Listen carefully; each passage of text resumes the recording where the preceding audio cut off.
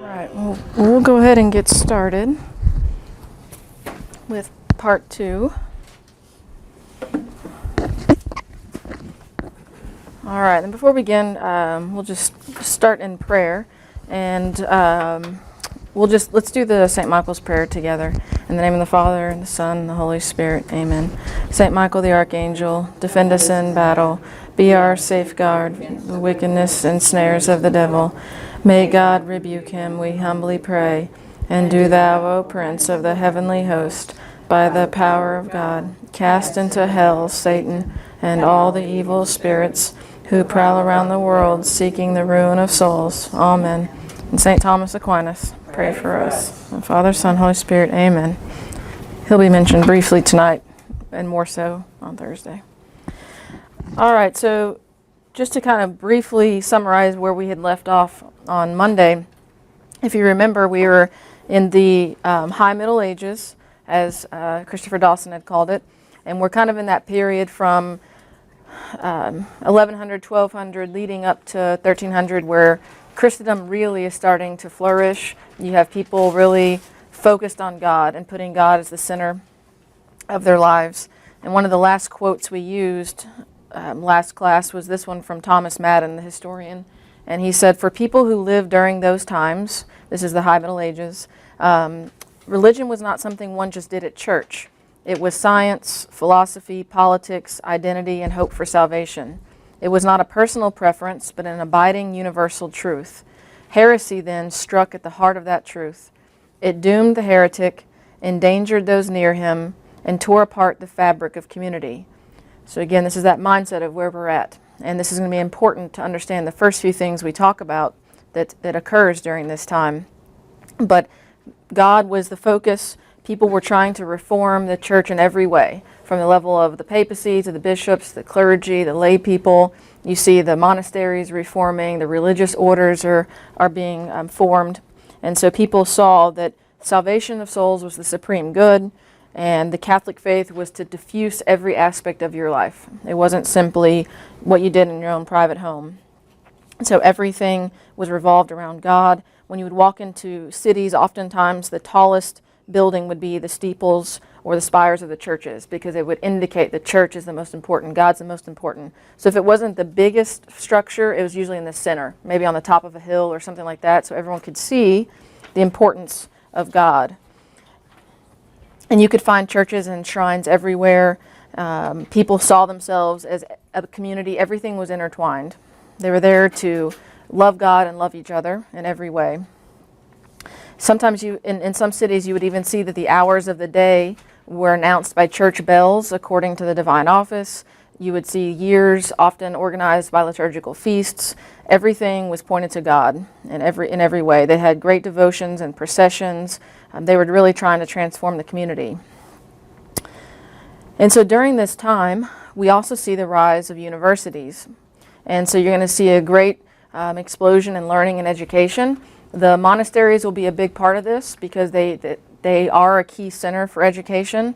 But the church itself sees the order and rationality of the universe. The church sees that God has revealed some things to us, but there's also things we can discover with our own reason. And so we want to try to discover as much as we can and learn. And so they encouraged formation of schools. So it started kind of with cathedrals would have schools, the cathedral schools. Sometimes in some locations it was primarily for clergy, but in other places they encouraged the lay people to also attend. And then you're going to see universities becoming widespread across Europe. And the universities weren't organized like we think of them today. It wasn't just about going to school and going to class every day. It was, and you couldn't really just live how you wanted. That wasn't their focus. Their focus was to really train the entire person. So it was about knowledge, your prayer life, your spiritual life, and character formation. The entire whole person was to be the focus of these schools, these universities. And they drew any people from all over Europe, and anyone was welcome. If you could afford to attend, you were welcome to attend. But the universities needed to have charters. And so if they were in a particular location, they would have to have a charter from either the king or the emperor of that region. But they also, ideally, hopefully, had a charter from the Pope. If they had a charter from the Pope, that's what made it universal. And so if you went to a university that had a charter from the Pope, then your degree was recognized across Europe. If you went to a university that was only had a charter from the king, then it was just that local recognition that you would get.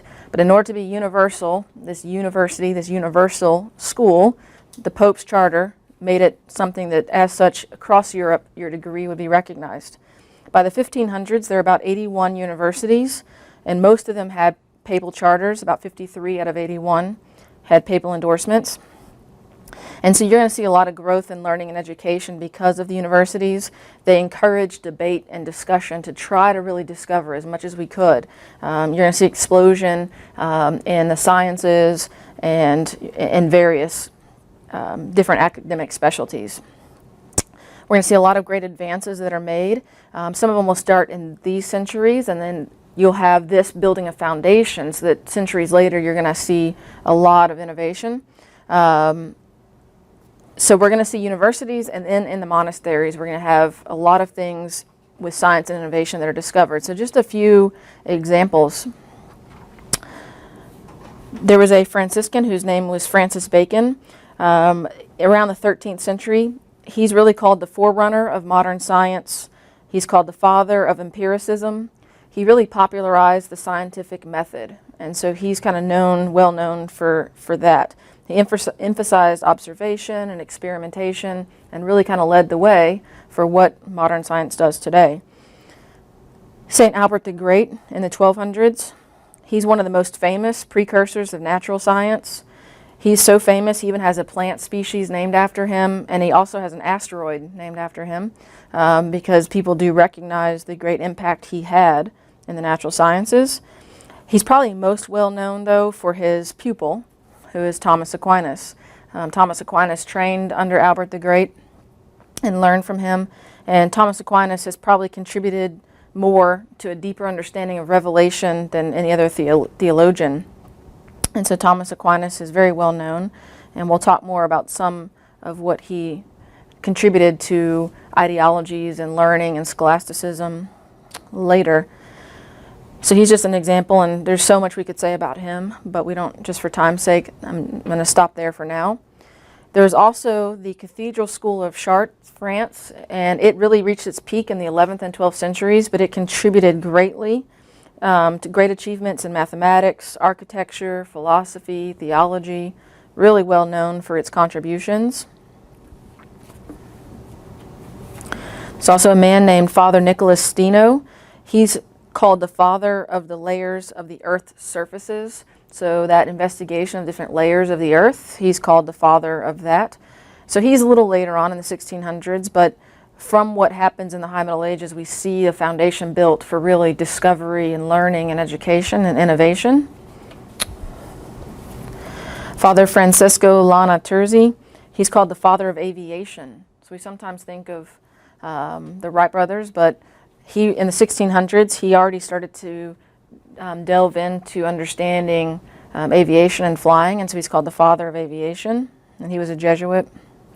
So again, this was the 1600s. It's a little later than our time period, but still important to note here.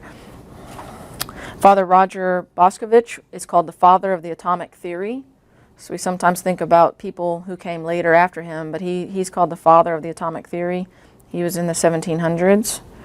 And so we already see some great discoveries. We see great contributions from these Catholic theologians and priests and Jesuits and monks. And then the abbot, Gregor Mendel, most of us are probably familiar with him, but he's the father of modern genetics, who's in the 1800s.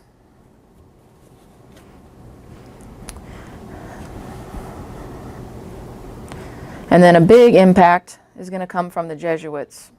The Jesuits, we're going to talk about them more later, they're going to be formed in the 16th century, but building from what is established during this period of the High Middle Ages, the Jesuits kind of have this foundation to build upon, and the Jesuits make significant impact and contribution. So there has been a list made of the greatest mathematicians from the year 900 BC to the year 1800 AD. 5% are Jesuits, so 1 out of every 20. And the Jesuits only existed for 200 years of this time frame, so 1600s to 1800s. So there's huge numbers of Jesuits that contributed greatly to mathematics. 35 craters of the moon are named after Jesuits because of their great contributions to learning. Some of the many things that Jesuits helped to contribute in studying or discovering: seismology, physics, ancient Egyptology, and many other things.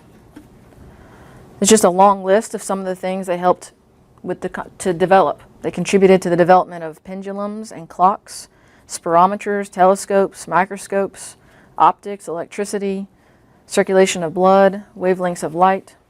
It's a lot of great contribution. So again, this isn't the Middle Ages exactly, but without that foundation that was set, this might not have happened. Hard to know. But sometimes people talk about the Middle Ages being a time of darkness and no learning, or that the Catholic Church just is against science, it's against thinking for yourself, it's against education. But this shows, contrary to that, that many people in the Church have contributed greatly over the past many centuries.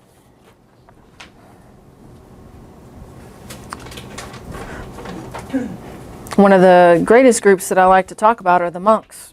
They've contributed greatly to a lot of education and innovation, and there's not enough time tonight to talk about it in detail, but one of the things that the monks are always brought up in discussing is that they really brought agricultural restoration to Europe, and definitely during this time period of the High Middle Ages. But what would often happen would be there'd be swamps, and people would see these are just sources of pestilence, these are without value. But the monks would come in and dike the land and drain the land and turn it into fertile agricultural lands. And so they were able to really restore many types of lands in many different areas, and so they were well known for that. And they brought this agricultural restoration everywhere they went throughout Europe, and they would teach others. They wouldn't just keep this knowledge to themselves, but they would show all the townspeople and city people how to do this for themselves. They also had introduced crops and other trades, so they would raise bees and fruit and cheese making. They had salmon fisheries. They would brew beer, pioneers in winemaking. The person who discovered champagne was Dom Perignon, who was at St. Peter's Abbey. So they had a lot of contributions to these crops and trade. They bred cattle. And again, the key was they would discover these things, learn how to do them, and teach others so they could help cities around them flourish with these same trades. They taught irrigation. They also had water-powered factories, which was an amazing innovation for the time, but they discovered ways to use water-powered systems to crush wheat, to sieve flour, to full cloth and do tanning. And these were things that really were very, very innovative at the time. The first clock that we're aware of that was made was by a monk in 996, so right around the year 1000. And then the oldest clock that's still in existence was by a monk in the 1300s, Peter Lightfoot. And so it's in a museum. I think it's in London, but it's the oldest clocks. They really were able just to show their innovation and discoveries and made great contributions. They also were well known for their skills in metallurgy, and then education was very, very important.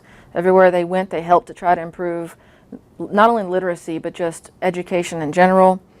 And then one of the key things that they do is they helped to preserve various types of manuscripts. So they would copy. And some of them, that's all they would do for their entire life was copying manuscripts. The preservation of the Bible can be credited to the monks in many ways. They would spend 10 months or however long it would take to copy by hand the entire Bible to preserve it for different people. And they also preserved not only the Bible, not only the early Christian writings, but also ancient texts, Greco-Roman texts that otherwise likely would have been lost.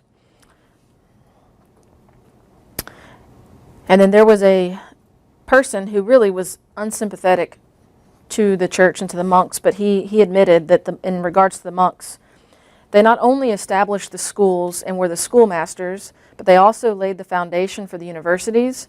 They were the thinkers and philosophers of the day and shaped political and religious thought.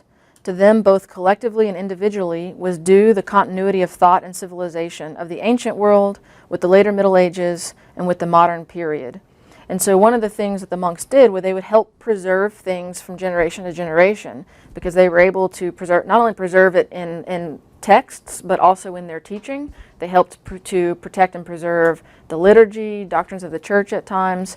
I mean, you can think when we talked about Monday, some of the times of the barbarians and all the great confusion, they could preserve things in that environment, as well as the time we're in right now in the High Middle Ages, when things are flourishing. They were still a great source for preserving ancient texts and doctrines and innovations. They continue to build from everything they learned, because they had to learn how to be a kind of a society that existed on its own. They didn't need to rely on other people. That was one of the key things that St. Benedict and his rule would say, is you need to be self-reliant and not have to rely on others. They would have to be very innovative of how they could make do with what they had. And so it led to them making many great discoveries. And we don't have time to go into it too much, but that book that I had brought, how the church built Western civilization, it talks a lot about this, and he really shows you a lot of the great impact that the monks had, as well as a lot of the science and innovation that happened during this time.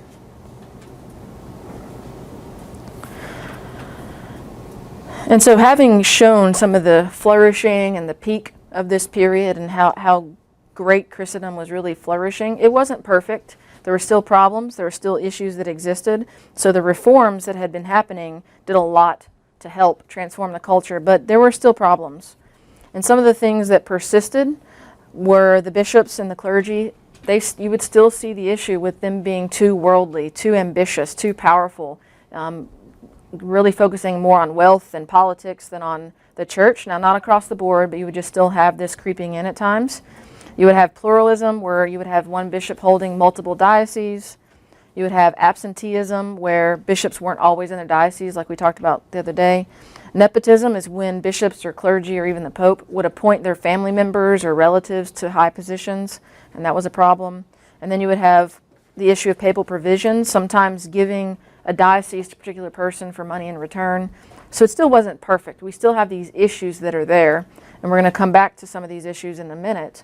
And then you have the interference of the monarchs that would still happen. Some monarchs were more faithful than others, and some were very pious and devoted, and others weren't, but they would often interfere and cause problems. So that's going to lead to something we're going to talk about in a minute. So just kind of to show you, it was great, it was flourishing, there's a lot to be proud of, but there were also still issues. It wasn't perfect. But before we kind of continue on to how things start to change, especially around the year 1300, we need to stop and talk very briefly about two other issues or two other events that happened during this time that most people hear often about when we talk about church history, and that's the Crusades and the Inquisitions. Now, I did talks on each of these in the spring of 2015, and you can get those if you go to the Cathedral website, thecathedral.info, and Adult Faith Formation. You can see these, and I spent like an hour and a half on each. And so I don't have that much time tonight, so we're going to only touch on it very briefly. But if you really want to learn more, those are a lot more detailed talks. But we always have to kind of mention them, because many people do bring these up as times of, these were events that were corrupt and they were horrible, they're a stain on the church. It's times where people talk about how these are events that we should regret, or these are events that should never have happened. So we'll show you kind of the context of what happened with these things, and I think you'll see that that's actually not the case. When we talk about the Crusades and the Inquisitions, we have to understand the context that we were just talking about. What the society was like, what the culture was like, how Christendom was really transforming, what the focus was, their view of God, their view of each other, their view of the community, and their view of heretics. So all those things are important to keep in context when we talk about these two events. We're going to first start with the Crusades. So there were many different crusades that were actually called over a period of several hundred years, but the most common crusade that's mentioned and referred to are the ones to the Holy Land against the Muslims. So that's the ones we're going to focus on, are the crusades to the Holy Land against the Muslims, though there were many others that happened across Europe for various reasons. With the Crusades, we first have to recognize why they were called and why they were felt to be necessary by the Pope and the majority of Christians at the time. Majority of Christians, even saints, supported the Crusades because they were seen as being necessary. Why? Why was that? Well, Well, the first thing we have to look at is the territory here and step back to the year 630. So there was a man named Muhammad who was born, and he started the religion of Islam.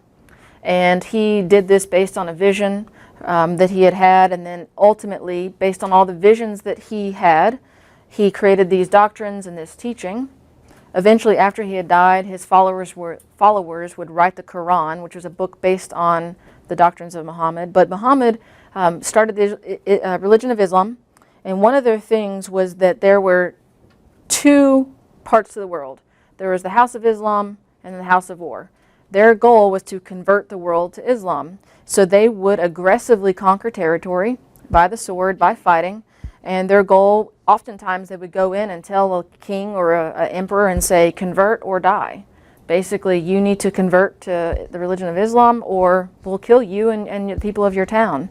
They didn't kill everyone everywhere they went, but even those who they didn't necessarily kill, they did make them, unless they were Islam, they made them second-class citizens. And so the religion of Islam advanced very, very rapidly.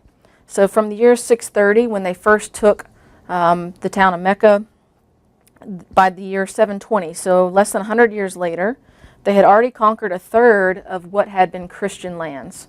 So they had conquered North Africa, Spain, large portions of the Eastern Empire, and then by the year 1090, they had conquered about 70% of what had been Christian lands. So this map kind of shows you that by the end of the 11th century, they had taken almost 2/3 of Christian land. So the red outline is all the lands the Muslims had taken. Much of it had been Christian lands. And they were continuing to advance. They were continuing to be a threat. They continued to threaten France and the rest of Europe and Constantinople. They were constantly pushing, trying to invade lands as much as they could. And what we also see is that whenever the Muslims would go into different territories, they often would destroy churches and monasteries in the lands they covered for various reasons. Some of it was for the wealth, but some of it was just being destructive of anything that was not Muslim. Some of the Muslim leaders were also very cruel. Not all of them, but there were some. There was one particular Muslim leader who conquered a city that was named Ardzin. It was in the Eastern Empire, kind of in present-day Turkey. But he conquered the city, and so the people of the town wrote an agreement of surrender. And so he accepted that terms of surrender, but when he walked into the city, he just ignored them and massacred 140,000 people in that city.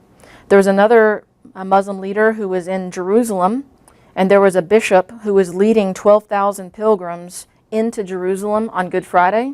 Well, the Muslim leader just massacred them all.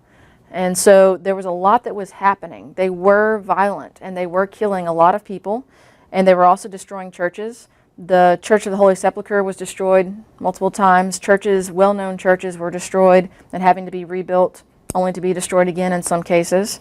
And so they were conquering Christian lands. So the Christians of Europe see that, and they see their lands are being taken by the Muslims. And then almost worse than that, they also see that Christians in these territories, if they weren't killed, they're being treated as second-class citizens. They were often being persecuted and tortured if they weren't killed. And so they see this in the plight of their Christian brothers and sisters. And this is very concerning to all Christians everywhere. Well, what will happen is that in 1095, the emperor in the east, the eastern part of the empire, if you remember, that was still the area that was still united under one emperor. His capital of Constantinople and his Eastern Empire was severely threatened by the Muslims. A lot of it had already been conquered, but now they're continuing to push, and Constantinople's being threatened. The emperor asked the Pope for help. He asked him to call all the people in Europe, all the kings and the people, to rise up together and help protect not only the Eastern Empire and Constantinople, but more importantly, the lands that had been conquered, the Holy Land. And so Pope Urban II in 1095 will proclaim a war pilgrimage, or what he'll call a crusade. He'll proclaim a crusade, and he wants people to rise up and go defend the Holy Land and all the Christian people who live there. And so that was the goal. It was, we're all going to go on a pilgrimage to the Holy Land, but we also know associated with that will be war and fighting. So it was basically called a war pilgrimage. So he'll call for the first crusade, and then the the goal, the sole primary, the only goal really from the Pope's standpoint was to recover Christian lands and defend Christian people. That was their goal. He never allowed them, gave them permission to go take any other territory. He never allowed them to go to Venice or destroy Constantinople. Some of those things will happen, but it was not under the Pope's approval at all. They had one mission: to go to the Holy Land, recover those lands, and defend the Christian people. Because not only were the lands being taken, the people being killed, but you couldn't even take pilgrimages there oftentimes because you would be killed, or your lives would be significantly threatened. So they wanted a way to kind of preserve that ability to take pilgrimages. In the end, different historians number the Crusades in different ways. So you may hear some people talk about 6 or 7 or 8, but there was up to about 8, and they'll end in 1291.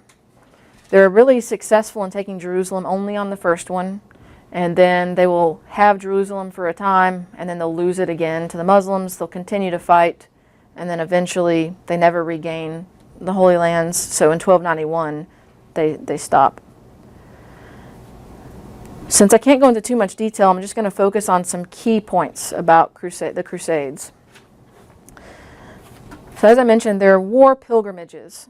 So as with any war, there's fighting, and sometimes the fighting was brutal, sometimes there were blunders and mistakes, sometimes crimes were committed by the crusaders who would go, or those who would pretend to be crusaders or follow in their wake. So sometimes bad things did happen. The Pope never approved anything other than your mission is to go to the Holy Land and defend the Holy Land and the Christian people.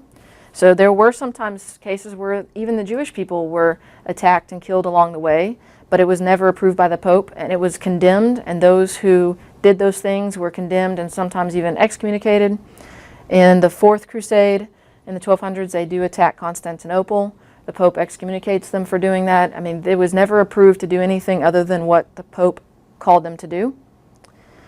The intention of the Crusaders, the majority of the Crusaders, far and away, had good intentions and pure intentions. They were faithful and pious, and they recognized that we are going because of love of God and love of our Christian brothers and sisters. So even though there were some that did some immoral things, the majority by far were holy and pious and faithful. And the Crusaders also know the risks. Most of them had to give up their wealth and their property. Many people went bankrupt in order to fund themselves or a family member or a friend to go on the crusade. So many people went bankrupt. They risked everything. And Crusaders knew that the most likely they would never return, that they would probably be killed. Most people knew that going into the Crusades. They were willing to risk their own lives to defend the Holy Land and to protect the Christian people who were threatened. They knew the risks, and they went anyway, giving up their money and property and even their lives. Those who did survive would often come back home bankrupt and then have to kind of rebuild their own lives and their own families. People often say that people went to go conquer territory and conquer land, but that wasn't the majority of the Crusaders' goals. Some of the kings that went maybe had that in their mind, and whenever they did conquer some territories, there were sometimes some fights and arguments over who was going to be the king, but that wasn't their primary goal, and the majority of the Crusaders did not think that way. So as I mentioned, their primary motivation was love. Love of Christ, love of the Christian people. And they were willing to lay down their lives because they saw it acting in imitation of Christ. And so these are often referred to as holy wars, but it's not because of their target. It's because of the love and the sacrifice of the Crusaders. What they gave up and were willing to give up made these Crusades be seen in the eyes of the people at the time as holy wars. And at the time, as I mentioned, they were supported by the majority of Christians, by the majority of people, because they saw that the ultimate goal was just and good. Anything that was heinous that was committed or immoral was committed was immediately condemned by the popes and the saints. Saint Bernard of Clairvaux was one of the big advocates for this, for the Crusades, and anytime there was something that would happen that was immoral, like particularly some of the Jewish people that were killed, because there was a group of people who were anti-Semitic, didn't like the Jewish people, they would kind of follow behind in the wake of the Crusaders, and then they would attack towns and cities and people that were Jewish. But St. Bernard of Clairvaux and the popes all condemned this, and they would immediately rise up and say, this is wrong, you have a mission, you stick to it. And if you, people who went on the Crusades were also promised indulgences, but that was really only if you kind of were faithful to what the Pope was calling you to do. People who kind of went astray or disobeyed the Pope, then that wasn't the situation. So I can't really go into these too much, but that gives you a little bit of a brief introduction of the Crusades. In my opinion, it's nothing to be ashamed about at all, and it's important that you understand the history. And it's important that when you hear people criticizing this time period and criticizing what happened and talking about how this is something that's regrettable and we should feel bad and this is a time of corruption, really understand the context. And as I mentioned, if you want to watch the longer version that goes into a lot more detail, that's online, and I would encourage you to do so, just so you can kind of really get a grasp for what's happening, what the real issues were, and what crimes did happen, and what good things did come from this. And so the second thing that happens during this time are the inquisitions. And as I mentioned, I did a talk on this one as well. There's a lot of misconceptions about this. And this is something that, again, keep in mind the context of what's happening in Christendom. The first one is the first organized inquisitions are going to happen around 1184. So this is that time of flourishing. This is that time where people see heresy as poisonous.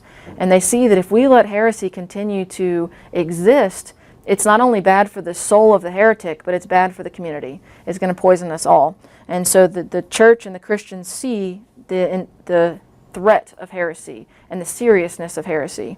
And so they see that heresy is an attack on truth, it's an attack on God, but it's also, we want to save the soul of the heretic and make sure that poisonous influence doesn't spread to others.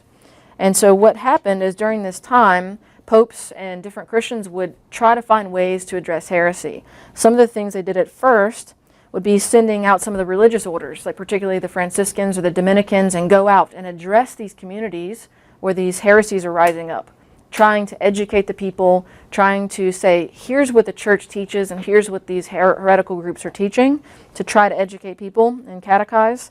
So that was definitely used extensively. They would also use other methods of preaching and teaching, whether it's lay people or clergy would go out and try to help educate and catechize so that people wouldn't be influenced by the heresies, and to try to help the heretics kind of recant their heresy. But ultimately, over time, these heresies continued to persist. Crusades were even sent to some areas. So as I mentioned, there were smaller crusades that happened not only against the Muslims, but against heretics. So in the area that's kind of present-day France, there was a heresy called the Albigensians. They were very, very violent. They're a heretical group, and so they were so violent, the Pope sent a little crusade to kind of address that, to try to stop their violence, stop their influence, and stop that heresy. But the heresies persisted, and so what the Pope and the Church found necessary was to develop what were called the inquisitions. Now, there was more than one. There was never only one big centralized inquisition. There were multiple inquisitions. They were set up in different areas. And so this is that quote again. I'm not going to read it because we just read it a minute ago, but you just have to remember the mindset as to why the inquisitions happened. But, and I kind of touched on this already, so there's just this pressing need. We've got to root it out. So when the methods they tried didn't really work, then they ordered the inquisitions, the formation of the inquisitions. And so this idea of inquisitions wasn't invented by the church. It was a legal procedure, and it had existed during the time of the Roman Empire. And so the church and other secular courts during the same time kind of revive it, and it was a way of trying to find a charge against a person, interview different witnesses, and then you take the accused and then let them give their own testimony. And it's kind of just a version of kind of our courts, but it was just a particular procedure, a particular way of doing things. And so you would have an inquisitor, who was a man appointed by the Pope in the church's inquisitions. There were other inquisitions that weren't supported by the church. But if you had a church's inquisition, he would have a particular man or men that were inquisitors. They'd go to a town and say, here is this heresy. We're going to preach and educate you. We want anyone who is holding a heretical view to recant and reconcile with the church and come back. And then they would call heretics to come forward, or call people to start letting them know who are the heretics that you know of, so that we can address this situation. And they would give a certain time period, a period of grace where people would have either a month or 3 months to come forward. And then anyone who was accused during that time, the inquisitors would interview witnesses. In some cases, they get to the point where they have the accused person write a list of any of your enemies, and then if one of the people who was a witness was on that list, they wouldn't let them testify. They didn't want it to be a way of an enemy just kind of taking out revenge on you. And so over time, that will develop as part of the process. And so you have that ability to recant, and then you go on trial after you hear the witnesses. They'll want to hear your own testimony. And if you are guilty of heresy, they want you to confess. And so if you confess, then they would allow you to, you would get a punishment, which often was a penance of some sort, sometimes imprisonment, and then sometimes you're handed over to the state. And we'll get back to that in just a second. But the jurisdiction of the church's inquisitions was only baptized Christians. Very rarely was there an exception. It was baptized Christians. So when you hear people saying that it was against the Muslims or the Jews or Protestants, if they had never been Catholic, if they had never been baptized, then they were not in the jurisdiction of the church's inquisitions, because the church saw that baptized Christians were members of the church. And so if you were baptized, the church they wanted to protect your soul from heresy, and they wanted to make sure that if you were baptized and a member of the church, that you weren't falling into this poison that could destroy your soul. The aim was the conversion of the heretic to save their soul. The conversion of the heretic, the aim was the conversion of the heretic to save the soul. Okay, and so that was the goal. If they didn't get that, if that wasn't the outcome, then it was seen by the inquisitors as a failure. Now you often hear about torture. Torture was an element of the legal proceedings. It was a part of the Inquisition, not just through the church, but through all of these proceedings in secular courts and the church's courts. It was rarely used. It wasn't punishment. The torture was used to try to get a confession. So if they knew that this person was a heretic, they needed a confession, they would ask the person many times to confess. They would try to get family members and others to influence this person, get them to confess. We know they're guilty. We have evidence that they're guilty. Get them to confess. So sometimes they would turn to torture if they would still not confess, because they had to get them to confess. That was the goal. In order to distribute a punishment, they had to get them to confess. Now, it's regrettable. It should never have been used. It's very regrettable, but it was custom to the time. So we have to keep that in mind, even though that doesn't excuse it, but it was kind of custom. The good thing is it was rarely needed. It was very, very, very rarely used in any of the inquisitorial proceedings of the church. And so that's the good thing, but the bad thing is it was used at times. If a person was found guilty of heresy and they confess, then if they confess and reconcile to the church, then they would be given a penance, maybe wear a cloth or a cloth cross, maybe say certain prayers, go on pilgrimages. That was the most common punishments that were given for a heretic who then reconciled after confessing. Sometimes they were imprisoned, but typically the prisons during the Inquisitions weren't brutal. Many people saw the prisons both in the Church's Inquisitions and then later in the Spanish Inquisitions as being good prisons, some of the best in Europe. People sometimes would even be guilty of some other charge and then speak a heresy to try to get transferred to these courts and these prisons because they were treated very well. And then sometimes people, if you were found guilty of heresy and you confessed, but you refused to recant or you refused to reconcile to the church, then the church authorities would have to hand you over to the state, because heresy was seen as treason. Because at this time, most of the kingdoms, most of the governments and authorities were Christian, were Catholic. And so if you were a heretic, it was seen as being a treasonous. So you were a traitor. And so they would be handed over to the secular authority, and then often the punishment would be death and execution. And that's when you hear about people being burned at the stake or executed, is because the state would do it. The church had no authority. The church never killed anyone because that's not her role.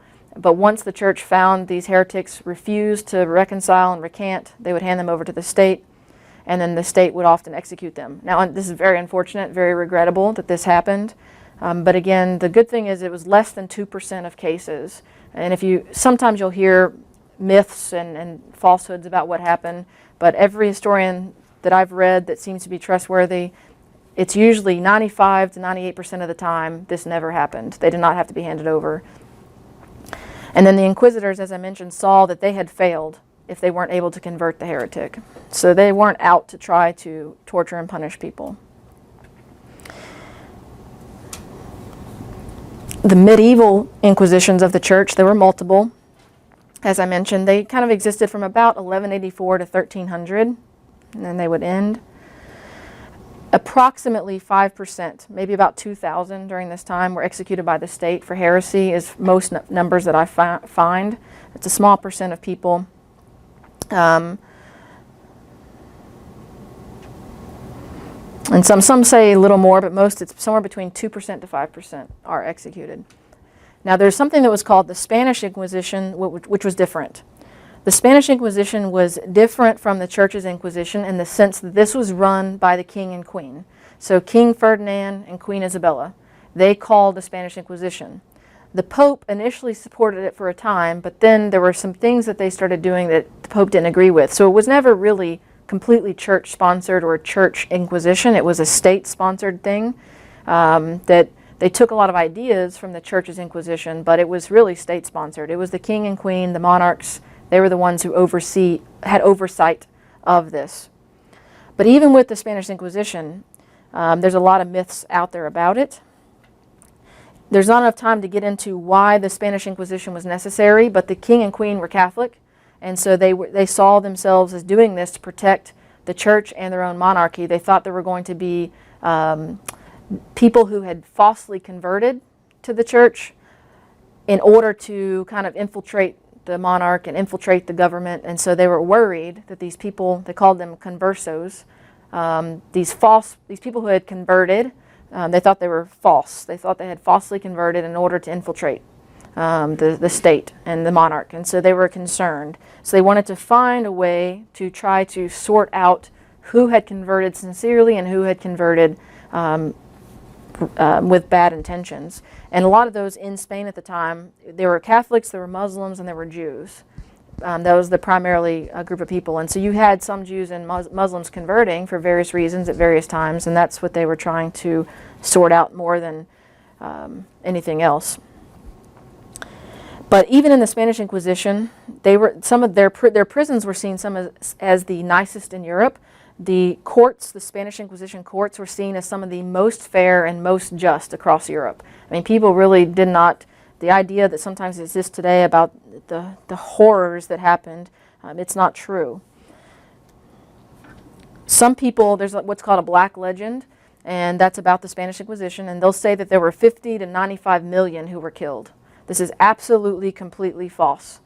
This was part of propaganda that actually developed after the Protestant Reformation. It developed for a lot of reasons, but a lot of it was attacking Catholic Spain. They wanted to kind of create this bad idea, these false notions about Catholic Spain. So there's a lot of propaganda hundreds of years later, after the Protestant Reformation, that created these ideas, but it still exists today. You'll still hear this. I still hear many people saying that the Spanish Inquisition was horrible, it killed 50 to 95 million people, but it's false.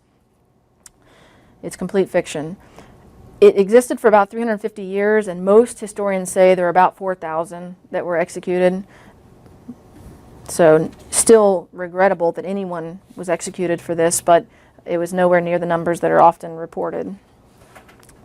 So it's a very small percent compared to what we hear about. And again, this was more of the secular authorities that were overseeing this. It wasn't the church. The church really didn't have a say in a lot of what happened in the Spanish Inquisitions. And so even though it's regrettable that anyone was killed, we have to keep that in mind. But also, we have to look at the context of the rest of the culture at that time, during this period from 1478 to 1834.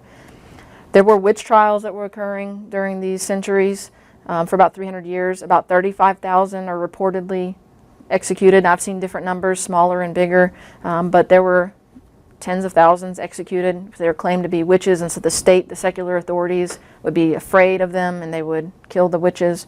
Henry VIII in England, after he revolted and became a Protestant, revolted from the church, he reigned for about 28 years. During his time, he killed at least 10,000 heretics, people who didn't agree with him. Some people say this number was even 5 times this, so it's hard to really know exactly how many, but he killed people who were anything but loyal to him. And then there's also the Reign of Terror in the French Revolution, and this was in the year 1793. And in 1 year, the estimated number is about 40,000 were executed who revolted against the church, or not the church, the state.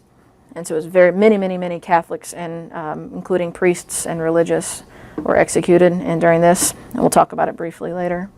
So we have to kind of look at the context of what's happening during this time as well. But you're going to hear a lot of fiction about the Inquisitions.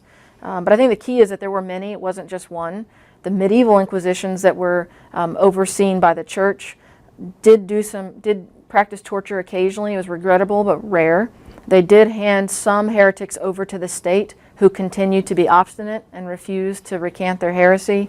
And regrettably, many of them were killed, although it's probably anywhere from 2 to 5% of all cases. So it wasn't the large numbers you'll hear about. But again, it was done because of the culture. They saw the dangers of heresy and how poisonous it was, and they were trying to transform the culture to really be God-oriented and God-centered and focused on the truth. And there's only one truth, and so anyone who starts to promote these other ideas, it's a danger to this culture they were trying to form. And so that's kind of the brief introduction of those two key events that happened during this time. And so then, as I mentioned, so we have the flourishing of Christendom, then we have the Crusades and the Inquisitions that are somewhat a result of that. And then we have all the reforms that are happening. The monasteries, the papacy, the clergy, the lay people. Culture was God-centered. Heresy was a great threat to the heretic and society. We talked about the education, the innovation, the great learning that's happening. And so things did improve, but not everything was eliminated. We still had some of the issues with the clergy and the bishops, with some of their bad practices. And we still had the interference of some of the kings, some of the monarchs would interfere. So this kind of builds us up to the year 1300, when this really begins troubled times. So year 1300, things start to change for many reasons, and I can only make some generalizations and show some of the things that happened, but there's a lot happening under the surface that's playing into this. But this begins kind of the era where we have troubled times. One of the first things that kind of marks this turn is that for 2 years, a pope had died, and so there's a conclave that's held. The cardinals are gathered together to try to elect another pope. It's deadlocked for 2 years. They cannot agree on a pope. They can't get a majority to agree. Well, this means 2 years without a papacy, 2 years with just some discontent and trouble, and everyone's getting frustrated that they can't come to an agreement and to a decision. Well, ultimately, the cardinals are going to receive a letter from this saintly hermit. His name is Peter de Morone, and he's going to rebuke them. You say, how can you continue holding out for 2 years? You need to find a way to come to a decision. Well, those cardinals just have this sudden burst of kind of emotion. They say, we're going to elect him, this hermit that had written the letter. So they do. They elect the man who had written the letter. And so he takes the name Celestine V. This is in the year 1294. But the problem was he had been living as a hermit for 40 years. He really wasn't capable of governing the church and dealing with a lot of the different intrigues that were happening in the church with the secular world. So he really wasn't capable. So after a few months, he abdicated. And he says, no, I'm gonna basically resign. He abdicated the papacy and stepped down. And so then a few months later, so he steps down after a few months of being in his pontificate, and then he was succeeded by Boniface VIII. So Boniface VIII was somewhat difficult man to get along with in many ways. The kings of the time are going to have a lot of trouble with him. He's going to be very assertive. He's going to assert the authority of the papacy. He's going to say that the Pope has authority, supreme authority, over all religious and secular things. He is the authority on earth. And he's even going to kind of basically boast about this, and he's going to get this triple crown that he's going to wear that's going to signify he has authority over heaven and earth and purgatory. And so it's kind of this boastful, arrogant thing that he does. And the kings, most of the kings do not appreciate this. And he is also going to inject himself into a lot of secular things. He's going to involve himself with a lot of the various kings and a lot of their affairs. And they're going to feel like he's stepping on their toes and that he is kind of exerting himself too intensely. He's going to have a lot of problems with the kings. Now, it wasn't a new assertion that the king or that the Pope was kind of the supreme authority on earth. That wasn't new. Everyone recognized it. It's just the way he was kind of asserting himself was not appreciated. He especially had a conflict with King Philip IV of France. King Philip had many problems with Boniface, but one of the things that Philip wanted to do is he wanted to get some of the money that the church had and give it to the state. He wanted the state to be able to get some of the money that the churches were getting from tithing. He started to tax the clergy, and the Pope Boniface, had a major problem with this, and he says, no, we will not give you our money, our clergy will not be taxed, this is not appropriate. And so they kind of butt heads. Philip and Boniface just fight and argue, they kind of butt heads about things. And so ultimately Philip is going to say, fine, I'm going to cut off all exports from France to the Papal States. There'll be no more gold or silver or precious stones and no more food from France to the Papal States. And so Boniface's response is, okay, fine. So in the year 1300, he declares a Jubilee year to try to encourage pilgrims to come. And he gets large response to this. Many pilgrims come to Rome. And then what he does, the tourists bring money. And so whether it's food or attending different events, Boniface is able to raise a lot of money from these pilgrims, and it's able to well make up for what he's not getting from King Philip. Because the Pope and the Papal States did rely on some support from these other areas, these other kingdoms, whether it's for food or other things. So by having these pilgrims come, they made up for what he would have gotten from Philip. This doesn't make Philip very happy, because he was trying to basically force the Pope to have no other option but to give in for him to start again exporting those items. But Boniface, he was known for his outbursts. He was known for being impatient. He also had a reputation for being consumed with acquiring wealth, and he also had a reputation for being very arrogant. One of the things that made many people think that then as well as now is he commissioned so many statues to be made of himself. So it made it really seem he was being vain and ambitious. So he had a lot of issues, and he didn't get along with people very well. And so that's going to lead Philip to finally, it's kind of like the last straw was broken, and Philip decides what he's going to do is he's going to pretend Celestine V is still alive, because by this point he had died. He's going to pretend he's still alive. He's going to call a council in his name, and then he's going to depose Boniface and say, Boniface, the council decides you're no longer Pope. So Philip tries that, but it doesn't work, because people recognize that Boniface is the Pope and that a council really only has authority if the Pope calls the council or signs off on its decisions. And so then what happens is whenever that's not recognized and Boniface still is seen as Pope, Philip will go and arrest Boniface. And he send his troops. They do arrest Boniface. So Boniface is imprisoned for a time, and then Boniface eventually is freed, but he dies soon after being imprisoned. And so there's this battle going on between King Philip and Boniface, and the people see this, and they're not sure what to make of it. They just see this chaos. Whenever King Philip arrests Boniface, brings him to France and imprisons him, and then soon after Boniface dies, some start to think that the king won, that the king beat the Pope, that maybe the king does have more authority than the Pope. Now, not everyone believed this, but people started to wonder what role really does exist between the Pope and the kings, and so there just becomes some chaos and confusion. The next Pope will be Benedict XI. Unfortunately, he does denounce everything that Philip did, but he doesn't do anything to punish Philip. So Philip still has this power. He still has this kind of control in many ways. Of the kingdom and of this attitude, this mindset of the power of the king over the power of the Pope. So then Benedict will die, And then 2 years later, his successor is Clement V in 1305, and he's actually a friend of Philip IV. And Clement will become Pope in France. He has the ordination in France, and then he'll ultimately will stay in France.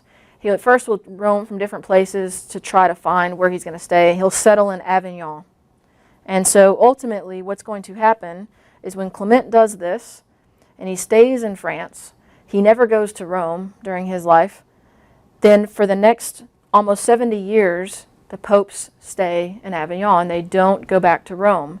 And so that's called the Avignon papacy, because they stay in France rather than staying in Rome. So around the period of 1309 to 1377, because for the first 4 years, Clement stays in France, but he's not in Avignon yet. And in 1309, he'll settle in Avignon and then stay there, and then his successors will continue to stay there. Now, during this time, the popes were all legitimate. They were all legitimate popes. They were all elected validly. The popes were not all hopelessly corrupt. They weren't corrupt, and that's why they stayed in France. That wasn't the case. Many of the popes did try or think about returning to Rome, but there were problems. There was a lot of economical problems, political problems. There was the huge Black Death, which is the plague that came about during this time, and you would have, I think I heard a huge percentage of the European population died. At least a third died from the Black Death, and so you have a lot of chaos happening. The kings, one of the particular kings of Germany was invading. You have different kings trying to invade Rome, and so it wasn't a stable time economically and politically, so it wasn't easy for them just to get up and go back. I mean, they should have in many ways, but it wasn't like it was just, oh, I'm just enjoying life here and I don't want to go. To some degree, and with some of them it was, but it was more, there was a lot of factors that kind of prevented them from going to Rome besides just being tied down by the French king. This also wasn't the first time the papacy wasn't in Rome. There were other times throughout history to this point where the Pope wasn't in Rome, and there'd be a period of time where he wouldn't be there. But this was the longest unbroken time that the Pope never resided in Rome. And Rome does become even more impoverished without the Pope being present. So the city economically, socially, politically, even just the church itself, there's a lot of problems with the Pope not being present.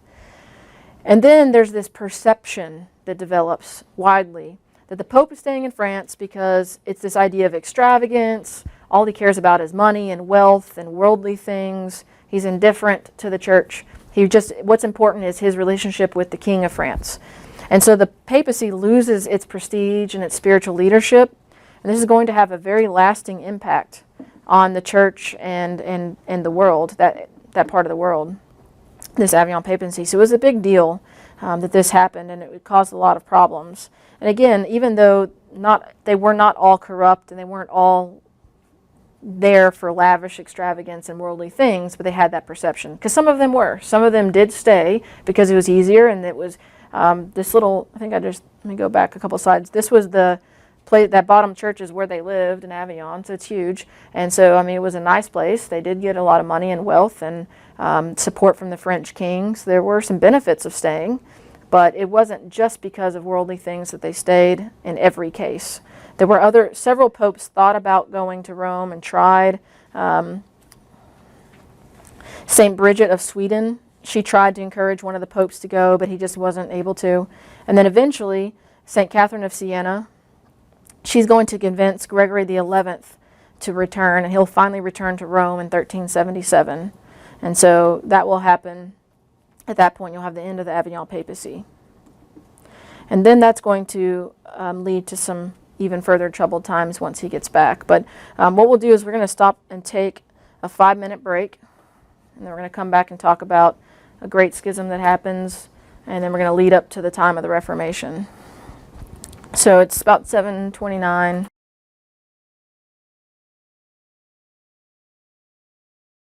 We kind of saw the Avignon papacy, and that's going to lead to an even more chaotic time, because what's going to happen, Gregory XI will return to Rome in 1377.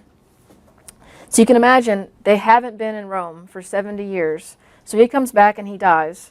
When they have to meet for a new conclave, the cardinals, which they're all French cardinals for the most part, because they'd been in France for so long. Most of the popes had appointed a lot of French cardinals. So the cardinals come to Rome and they gather together and meet. So they're trying to elect the next pope. Well, there's this huge riot, this frenzy among the people in Rome, basically demanding they need to do whatever it takes to make sure the next pope stays in Rome and does not leave. And so they even threatened to burn the cardinals. Like, we're going to set you on fire. I mean, there was a lot of mobs, a lot of rioting, a lot of threats by the people that we will set the building you're in on fire if you don't hurry up and pick a pope and make sure he stays in Rome. And so the cardinals meet, and then they're going to elect Urban IV in 1378, and he's an Italian, so it's going to make the people overall happy, and he will stay in Rome. Catherine of Siena, who had been a big influence in Gregory XI coming back, Catherine of Siena talks to Urban IV as well, and tries to encourage him, as do many others, to try to lead with moderation. Just be aware of the tensions that exist, because there's a lot of French cardinals, there's a lot of people who were in support of the French situation, and now you have this Rome situation where the mobs are all in a frenzy. So there's a lot of people telling him, lead with moderation and prudence, just be careful with how you are going to affect your pontificate. Well, despite this advice, Urban IV is actually very tyrannical. What he does is he's going to strongly denounce the misconduct of many of the cardinals. There was a lot of greed and immorality among the cardinals. There was a lot of simony. These weren't false accusations. They were real. But the problem is that he denounces them, and then his punishments are very vicious. He even tortures some of the cardinals because of this as punishment. And so he immediately causes a great deal of disunity between the cardinals and himself. And then a majority of the cardinals, which were French, start to have a lot of distaste for this pope. And they start to say, did we do the right thing? Is this the right pope? Maybe we were coerced, and that's why we chose him. Maybe he's not validly elected because we were coerced by the people. The Roman mobs coerced us to pick this man. They really had a problem with him because of how he was acting and treating the cardinals particularly. I mean, he was trying, his motivations were to try to kind of root out these sins and immorality, but the way he went about doing it caused a lot of problems. And so what's going to happen is it's going to lead to what's called the Great Western Schism. And so we have in 1378 Pope Urban IV.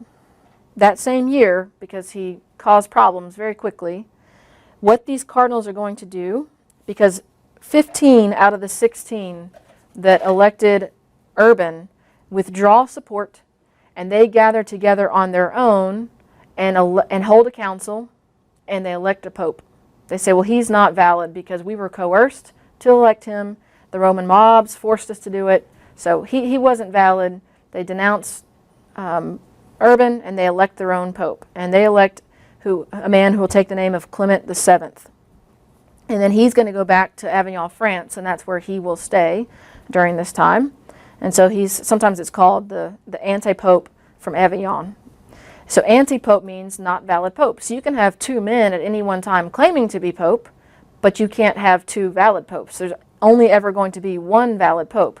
You could have a time where there's no valid popes, or a time where there's one, but you'll never have a time where there's any more than one. And so because these cardinals went off on their own and did this, he became anti-pope. He was not valid pope. And at the time, you did have many who recognized this. There were canon lawyers and others speaking up saying, this isn't valid, this man is not a valid pope.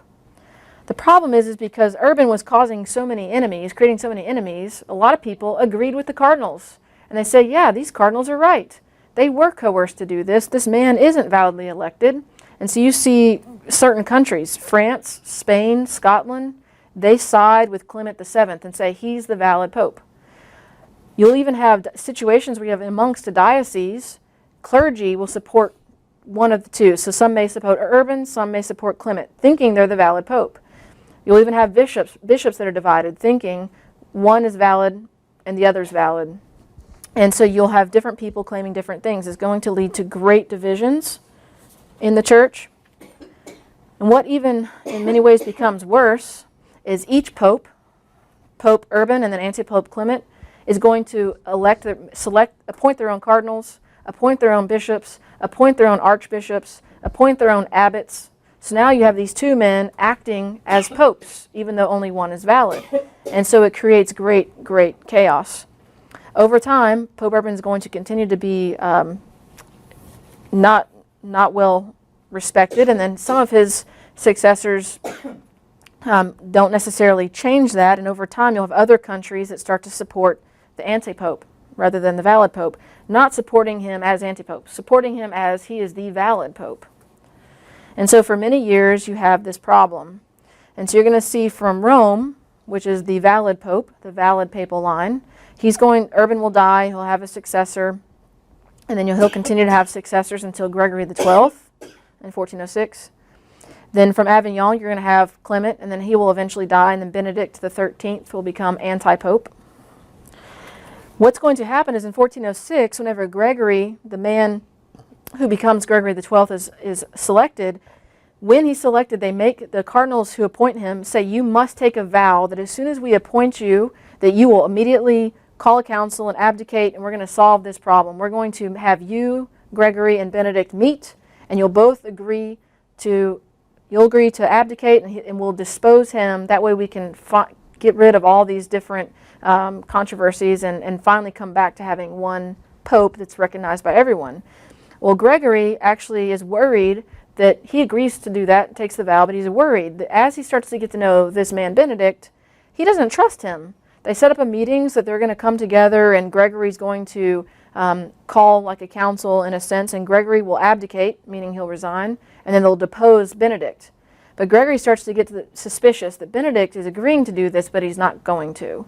So Gregory gets worried, and he's actually going to get too anxious, and he's going to say, no, never mind, I'm not going to do this. He probably was right to not trust Benedict, but the cardinals and many of those around him were furious. They're like, this is crazy. We need to stop this division because Gregory and Benedict both are seen as popes. They both are having their own appointments, and it's just creating chaos. And so what's going to happen over time is the majority of people are fed up. The majority of bishops and cardinals and abbots are fed up with this. They have two men claiming to be pope. They can't get either one of them to step down or to abdicate or to be deposed to try to sort this out. And so in the year 1409, we have the Council of Pisa in Italy, as in quotes, because Gregory, who is the valid pope at this time, does not call the council. It's a group of people. So there's 24 cardinals, half from each side. So some of Gregory's cardinals and some of Benedict's cardinals all decide this is enough. They meet. They agree to call a council. There are about 80 bishops, about 89 abbots, and they'll come together, and many others. It's a huge gathering of people who are all fed up, and they want to try to figure out a way to end these divisions by these different lines that are claiming to be the valid pope. It had such a large attendance that many Christians thought this was a valid council. This was real. There are so many cardinals and bishops and people gathered together. This is a real council.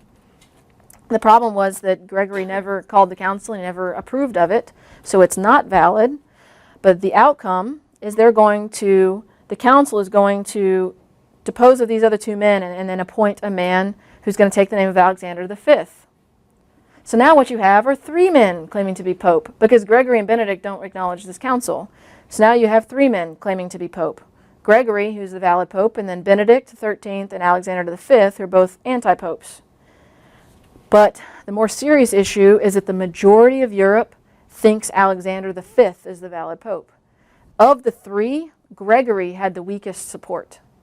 He had the fewest support among countries and people and clergy, bishops. He had the fewest support. He was the weakest of the three who claimed to be the valid pope, although he was the valid one.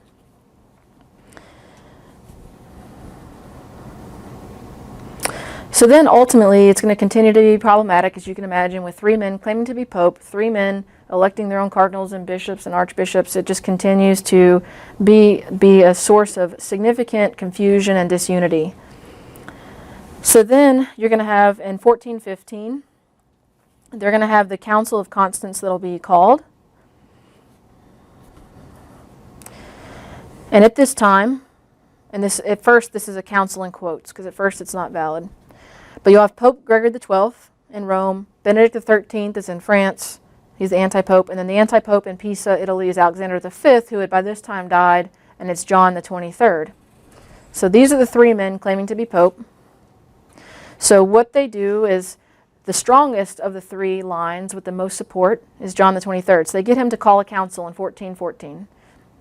Gregory is not supporting it, so it's not a valid council. But at the time, people see it as being valid because most people think John the 23rd is the valid pope. So the council then decides, we want all three men to step down. You're all going to abdicate or to be deposed of, however you want to call it. Everyone, all three need to be, all three need to end their papacy. Well, John the 23rd didn't think this was the plan, so he gets frustrated. He flees because he still wants to be pope.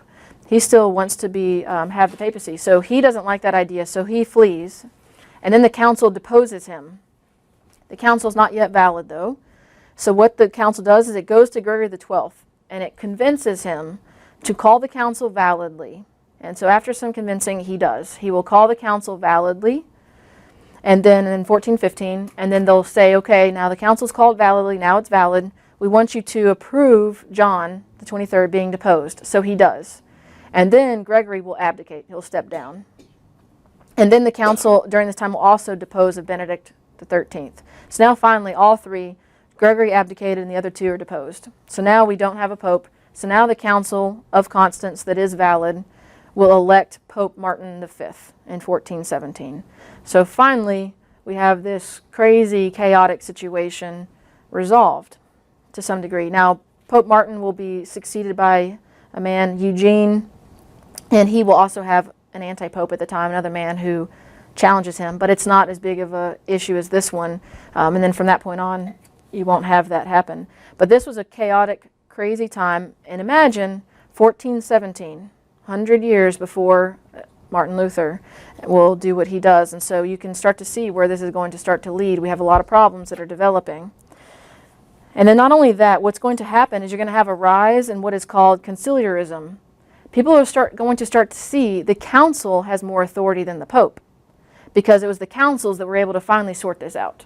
The pope, I mean, the pope needs to approve the councils, but ultimately it's the council who has the authority, not the pope. And so you start to have a rise of that idea that's going to be strong for the next, over the next century and longer than that. You're going to have this idea, this movement that the councils are more important than the popes. So in the 1400s, you see the conciliarism issue. Plus, over the next 100 years, we also have some notorious pontificates. Now, there's others who can be we could speak of, but these are the two I just kind of picked out.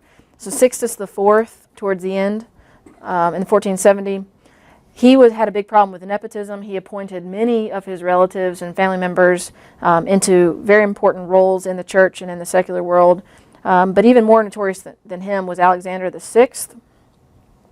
So Alexander VI, I mean, he was reform-minded. He wasn't necessarily trying to do harm. He had good intentions, but he had a mistress, and he had 8 children from this mistress. And when he became pope, he legitimized the children. And then he used the papacy to put these children in powerful positions. So he was very guilty of nepotism. He had one of his sons made a cardinal. The brother of his mistress was made a cardinal, and he would later become Pope Paul III, actually. But he did this a lot. So it's not good when you see people showing all this favoritism. And so there's also this popular falsehood that he used bribery to become pope, but there's no evidence for that.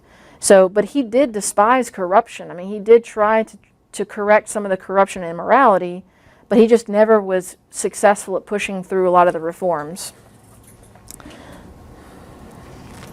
There was also anti-clericalism that was common, where people saw that the clergy often were greedy or had problems with laziness, and then the clergy, the bishops, even other religious were guilty of lust or dishonesty.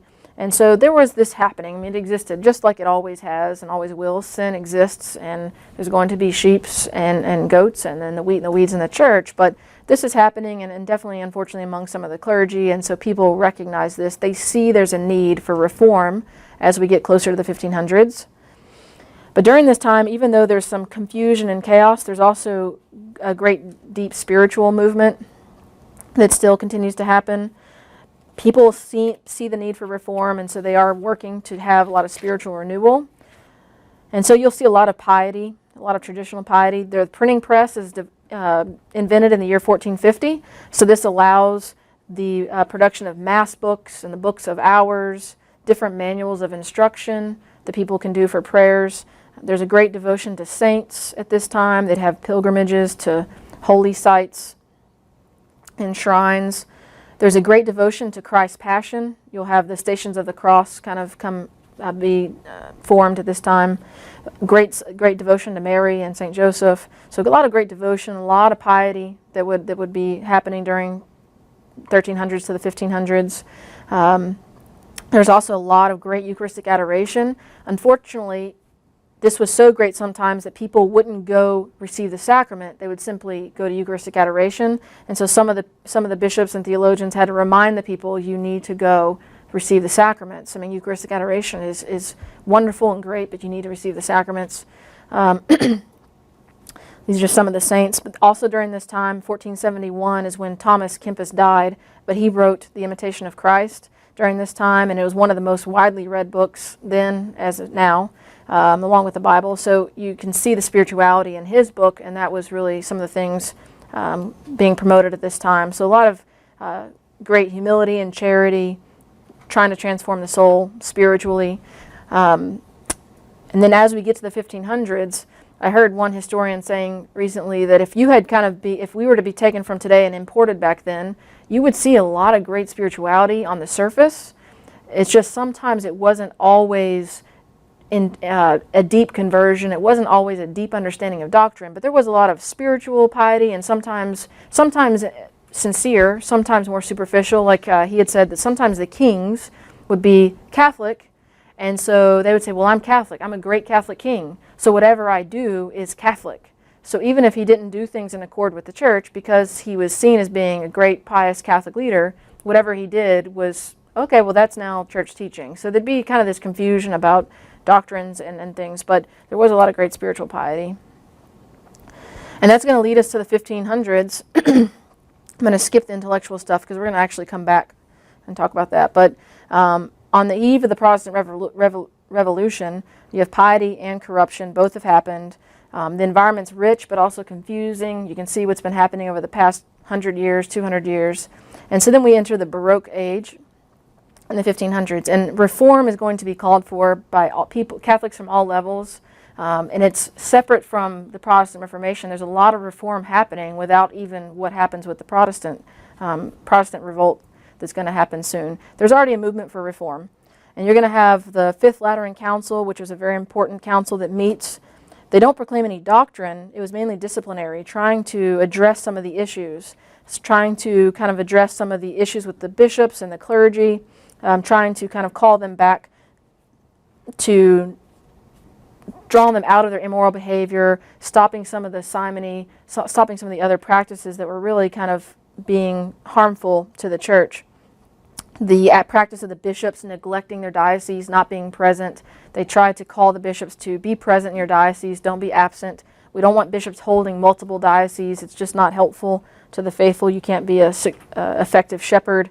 And so there's a lot of things that were calling people disciplinary-wise to change, both clergy and lay people. They also did try to encourage people to defend the faith and refute heresy, but that wasn't a huge push. There wasn't a lot of doctrinal things at the time.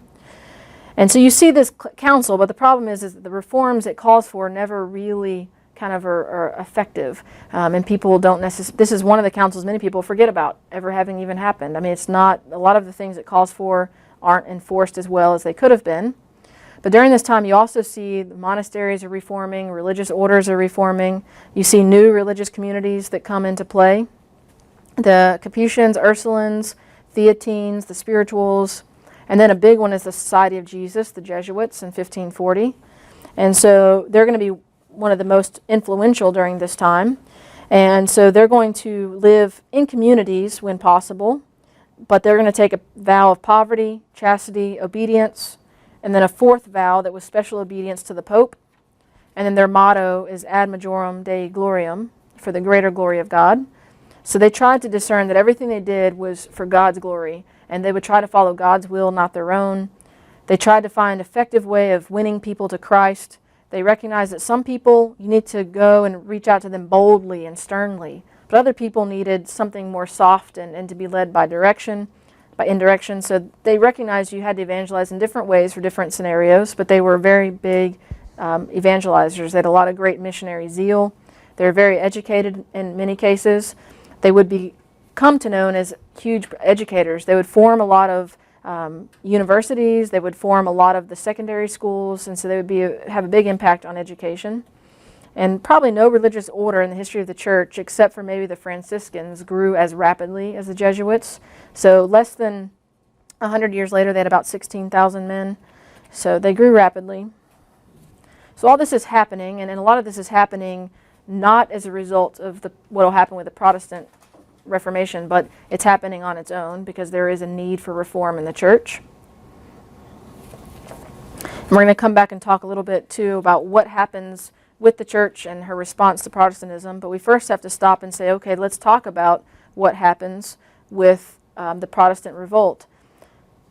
And the most important name that most people think of is Martin Luther. He's kind of a popular name we hear about when we talk about the Protestant Revolt, or some people call it the Reformation, but he didn't try to reform ultimately anything. He really just revolted from the church.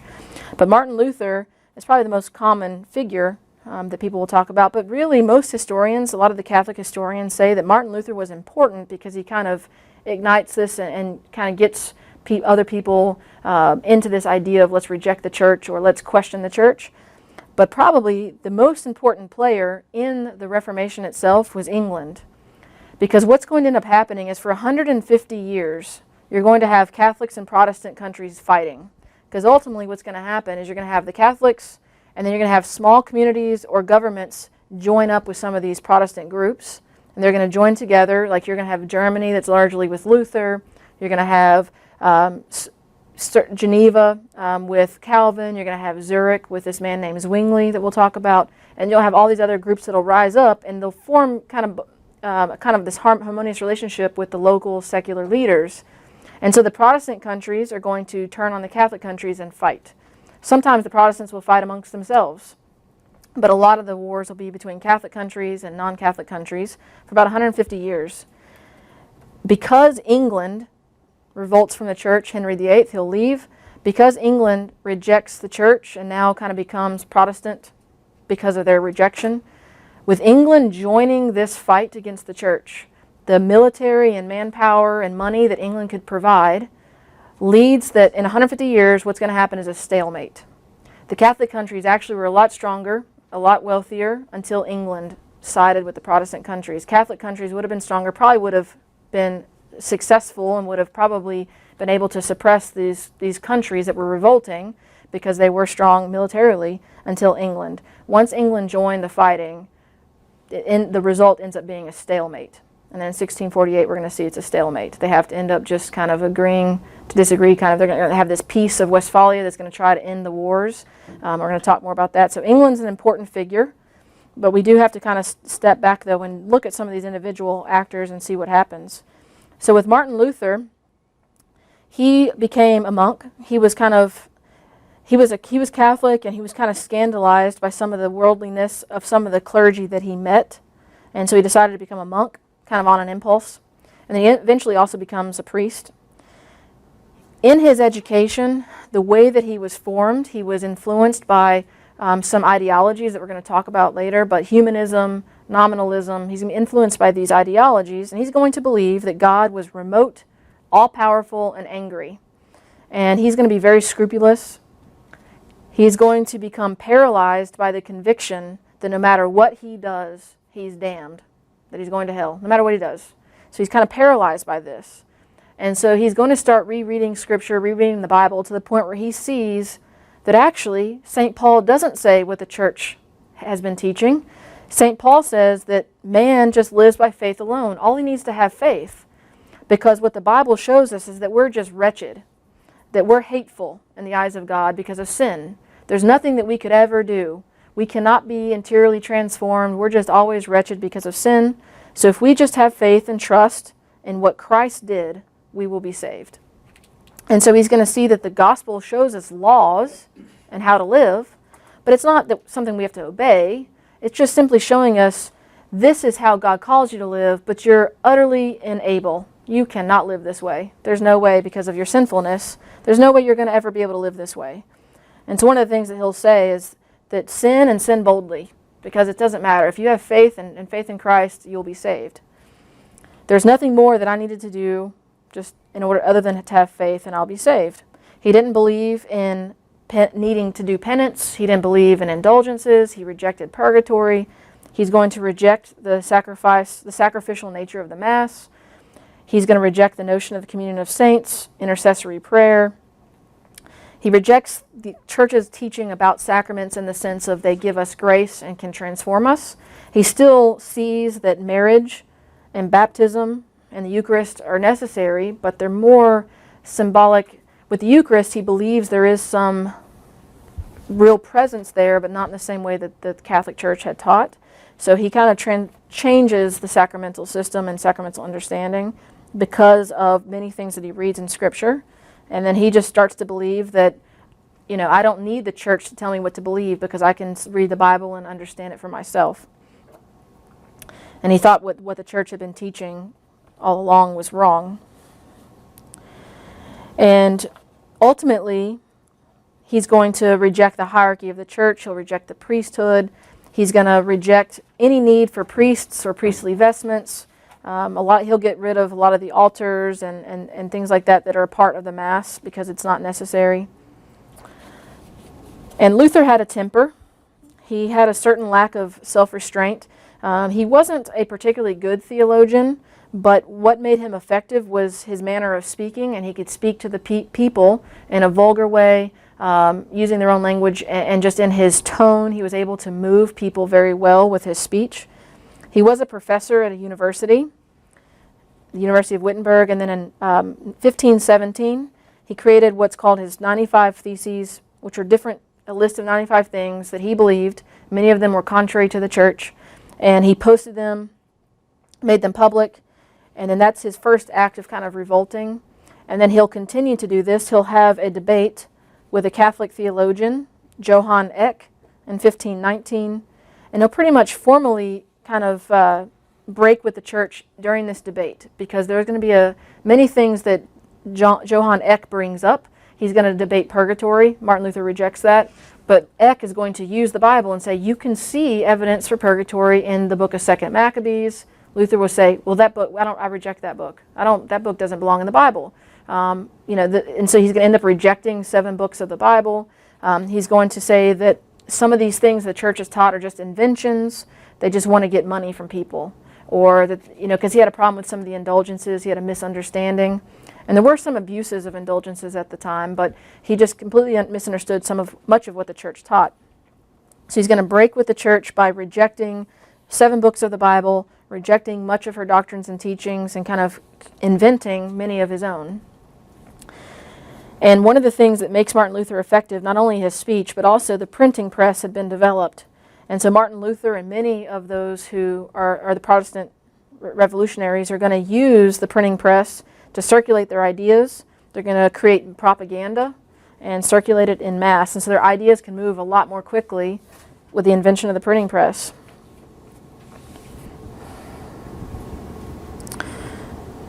So what's going to then happen in June of 1520, Pope Leo X is going to issue a bull that condemns 41 of the 95 things that Martin Luther had posted.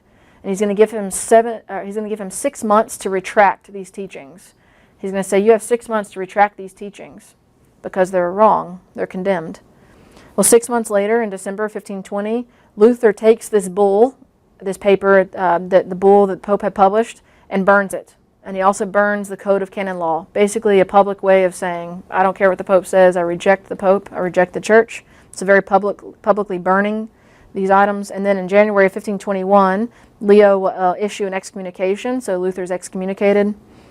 And then the secular leaders also have to deal with Luther because he's causing problems with the Church, and they're closely associated with the Church, so they have to figure out how they're going to try to address this revolt that is now happening within the Church that's also affecting them. So in the spring of 1521, the Emperor Charles V and the German princes will meet at the Diet of Worms, and they'll condemn Luther. They'll say Luther's condemned.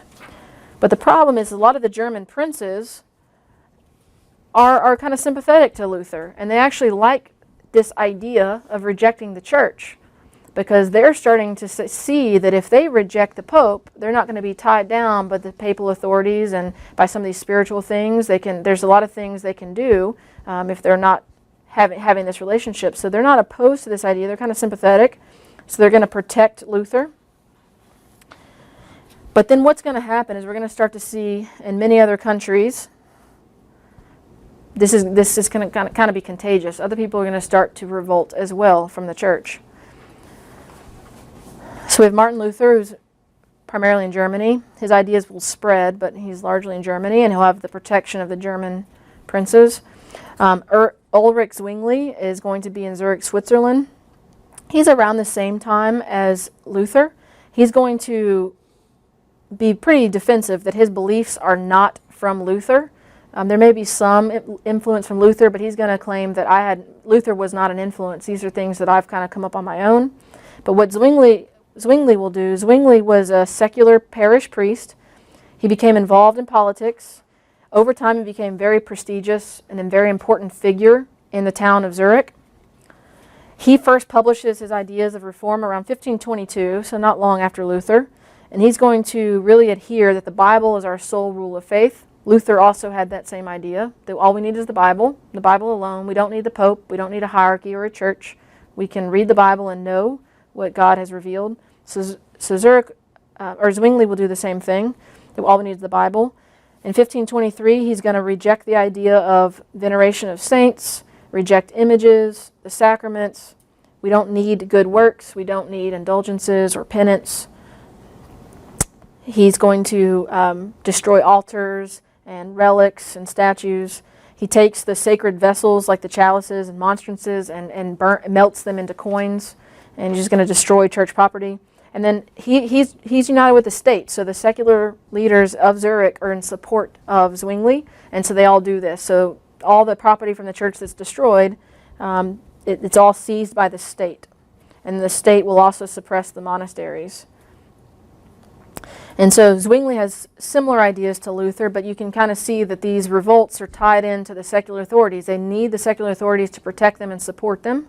That's an important relationship that'll be consistent throughout this time of Reformation or revolt. And so we see these two men, and then one of the most widespread and influential of all of the Protestant movement was John Calvin. This was about 20 years after Luther. So John Calvin was a Frenchman. He was a lay person. He was trained as a lawyer. He was never ordained, so he was different from the previous two. But Calvin was very, very popular, very influential. Luther often used humor or rudeness or vulgarities. Luther would call people names. He would call the Pope names all the time. He was very rude, and so some of that was popular. But Calvin didn't do that. Calvin spoke in a learned way at all times. He was very classical in how he presented his teaching. He was very logical and kind of used just the persuasion of logic. And so he studied at the University of Paris, and so was influenced by a lot of people there with his studies as well as becoming a lawyer. He would ultimately settle in Geneva after he finished law school. He would write a letter to the King of France around 1535 telling him we need to abandon Catholicism because it's not true. And so he started to have a lot of influence in Geneva. And as a result of his influence, altars were destroyed, sacred images were broken, they did away with the Mass, priests were imprisoned. And he had a lot of similar ideas to Luther and Zwingli, although there's a lot of differences between the groups as well. And we don't have a lot of time to talk about all the differences, but one of the big things Calvin is known for is his doctrine of predestination, double predestination, where a person from the beginning is going to either be in heaven or in hell. There's nothing they can do to change the outcome. God, from all eternity, from the beginning, decreed there's going to be some in heaven, some in hell, and that by the time you're born, it's already determined where you're going to be. That's called double predestination. God's already decided. So it doesn't really matter what you do in this life. And he thinks that this is what is taught in Scripture. But without going into any other details, what's going to happen is that you're going to have all these different ideas. Some are similar, some are different. They're all going to have this idea that we don't need the church, we don't need the pope, the papacy, we don't need the hierarchy. There's going to be different styles that will form that we're going to talk about, as far as there's going to be two kind of different groups that are going to basically come into play. You can kind of generalize them into two different groups, but they're going to cause a lot of division. This is going to end up becoming a battle of ideas as to who has the truth and who's right. There's going to be a lot of propaganda spreading these ideas. Let's see. And then, the church, one of the things that the church looks at is that the church doesn't necessarily see the dangers that are happening. The church is slow to respond. One of the things that she underestimates the effect of rhetoric and propaganda. She doesn't necessarily think a lot of this propaganda is going to be effective. She also looks and sees a lot of these propositions are unreasonable. The idea that all we need is the Bible is unreasonable because the church gave us the Bible. We wouldn't know what books are in the Bible without the church.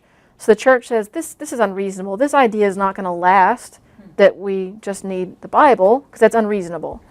And then how can you understand the Bible and what the Bible says without the church, without the divine interpreter, in a sense, without the sacred traditions that have come from Christ? Without the traditions, without the church, the Bible can be easily misunderstood. So how can you even promote that as being a reasonable idea? So she saw a lot of these propositions were unreasonable. But you're going to have theologians and priests and bishops who will debate the Protestants and definitely see some of their issues, but they just feel like a lot of their propositions are unreasonable. But there's other things outside of religion that are a problem. The church is still having to deal with the constant threat of the Muslim invasions that are happening throughout the territory where the Pope and the bishops are having to have influence. So there's a constant threat of Muslims. There's also a problem with Charles V. He's the leader in Germany at the time. He's become kind of the more dominant secular king. And he's invading Rome. I mean, he's constantly threatening to invade Rome and take over the area. Pope Clement VII is even having to hide because Charles V will invade Rome, so he has to go hide in Castel d'Angelo for a time because he's threatened, his life is threatened. There's also rivalries amongst local families. There's rivalries among different bishops and different figures. So it wasn't just calm in the rest of the church. And so it wasn't like, oh, well, we have no problems except the Protestants. They had a lot of problems, a lot of issues. There's this movement of reform within the church. The church recognizes the many problems that exist within her that they're trying to reform. So the Protestants at first don't grab a lot of the church's attention because they don't seem to be a major threat. But the church will gradually start to recognize the seriousness and the dangers of what's happening. But as we saw, I mean, the Pope recognized Luther and excommunicated him. So the Pope is excommunicating people and excommunicating the heretics and those who are revolting, but they don't necessarily recognize the degree of problems that's starting to arise. One of the other issues during this time that just shows you some of the rivalries, there's a group of cardinals that even attempted to poison Pope Leo X because they were having a lot of disputes. So, I mean, the popes are having to deal with a lot of issues. And then ultimately you'll have Paul III, who will come into his pontificate. He'll be very reform-minded. He'll definitely want to start getting to the bottom of a lot of the problems in the church, the Protestant issues as well as other internal issues. And so we'll eventually see the church will call the Council of Trent, but there's a lot of things going on that make the church slow to respond. This is something else that was happening. They were rebuilding St. Peter's Basilica because it was falling apart in shambles. This is just a picture of the older St. Peter's and the one we have today, but they had to rebuild it. There were a lot of problems with it, so they were also dealing with this during this time period. So they're rebuilding St. Peter's. And then during this time, King Henry VIII will come into play. Now we first see his role because he does something very good for the church. He's a militant Catholic, very zealous in defending the church. He will actually write a document against Luther and his ideas, and Pope Clement VII will actually give Henry VIII the title Defender of the Faith because of what he did for the church at the beginning of this time period. Henry wasn't alone. We had Robert Bellarmine, Thomas More, and others who were writing in defense of the church against these Protestant ideas. So the church wasn't silent. It just early on didn't see some of the significant dangers. King Henry VIII will eventually break away, but for right now, he's still with the church at the beginning. One of the things that will also happen, as I mentioned, there's two groups in a sense that will form. We can call one group the radical reformers, and then another group will be given the magisterial reformers. So radical reformers are going to be those who break off from the church, and there can be a large group of people, large group of different denominations, if you want to call them that. Denominations really didn't come into play for centuries later. They weren't given that name, but we'll just call them that for generalization's sake. But different groups will form that are radical. So they'll have the idea that, well, I'm free to understand religion according to my own personal experience. My own personal experience has helped me know what it is God is telling me. I don't need doctrine. I don't need a mediator. So I don't need the church. I mean, the Bible can be helpful, but it's not essential. I reject all authority, all church authority, institutional authority, reject the state, and reject infant baptism. And again, this is a generalization so about these groups. But like the Anabaptists became a very good example of this during the time of Luther and Zwingli. Luther and Zwingli hated the Anabaptists. They hated them because they disagreed with what they taught. But the Anabaptists and others would follow have this mindset of being radical reformers. We can reject all authority and then just believe by my own experience as to what God is revealing. Then you would have the other group that some historians kind of refer to as the magisterial reformers. And so this is going to be that group that keeps some form of authority or some form of structure, maybe having pastors or having some type of headship or leadership, keeping some form of the liturgy. It may not be exactly the sacrificial nature of the Mass, but some form of liturgy. The emphasis is still the Bible alone is all we really need. We don't need a hierarchy to tell us things, but it's going to be a little bit more order and structure. And so they believe that we need the Bible alone. But kind of the kicker is that they don't just believe that anyone can go read the Bible. The Bible, you can read it and understand it. And if you read it and understand it, if I'm Luther, I say, well, you can read the Bible and understand it, and what you understand will be exactly what I'm teaching. And if you believe it says something else, you're a heretic. And then Calvin would say the same thing. Well, I'm reading the Bible, and it's easy to read. All you need is the Bible, and it'll teach you the truths, and it'll teach you to believe what I'm teaching. And if you don't believe what I'm teaching, you're a heretic. And so Calvin and Luther and Zwingli and all of them will end up falling into this idea. In a sense, they become their own pope. They become their own protector of the truth they see, and then that's what they enforce. And they're not hesitant to use violence and force when they need to enforce their ideas either. And so in a sense, you get these two kind of groups to give you ideas of how people start branching off and splitting off. And so sometimes these magisterial reformers are kind of called the mainline traditions. So they have creeds of belief and they'll have some similarities, but they all will have their own offshoots. They're all going to start to disagree with each other. And that's going to become a major problem. They're just all going to start to disagree and fight amongst each other. Those that are magisterial reformers still argue and fight. Luther and Zwingli did not like each other at all, disagreed with each other in many ways. And part of what they're going to find is if they don't have any spiritual authority, like the hierarchy or the magisterium, who's going to protect Luther and his beliefs when there's an uprising? Because there were many.